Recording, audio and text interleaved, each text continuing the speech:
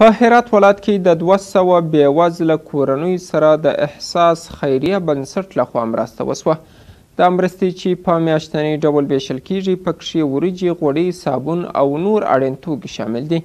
هغه کسان چې مرسته ورسره سوې د احساس خیره بنسټ دا کار ستایي او د نورو شتمنو کسانو هم غواړي چې د بیوزلو او نیستمنو کسانو سره مرسته وکړي. هرات ولایت کې چې د کرونا وایرس له کبله تر یو بریده حالات بدل شوي او کاروبارونه کم شوي، غریب کورنۍ او بیوزله کسان تر بل هر وخت د شتمنو او خیریه بنسټونو مرستو ته اړ شوي دي.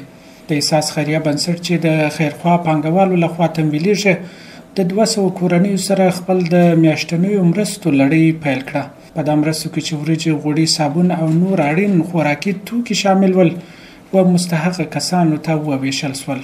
امروز که ما توضیح کردیم که شما هم شاهد بودیم، برنج و روغن و صابون و عدس بود و توصیه های به حساب بهداشتی که از طریق همی مجموعه به حساب آگاهی هایی که راجع به از این مرض و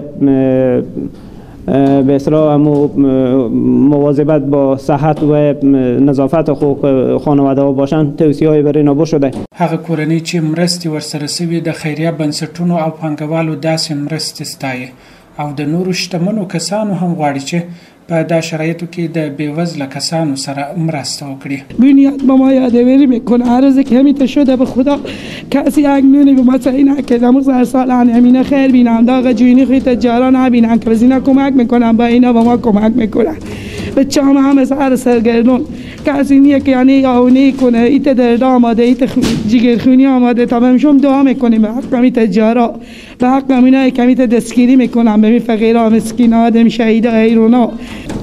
تشکر میکنم. خدا خیر بینه آقا امیری اینا آقای سمیدی همی خیره احساس به ما خیلی برج به برج کمک میکنه. ایتینه که این دفعه کمک میکنه برج به برج از رخت اید بچه ها ما تا کتابچه قلم به ما کمک کرده تا روز قیامت خاله جگر دعاگوی از ما. دینی عالمان مرسته کول او صدقه ورکول نیک کارونه یادوي او وايي اسلام پاک دین تل د یو بل سره پر مرسته کولو ټینګار کړي.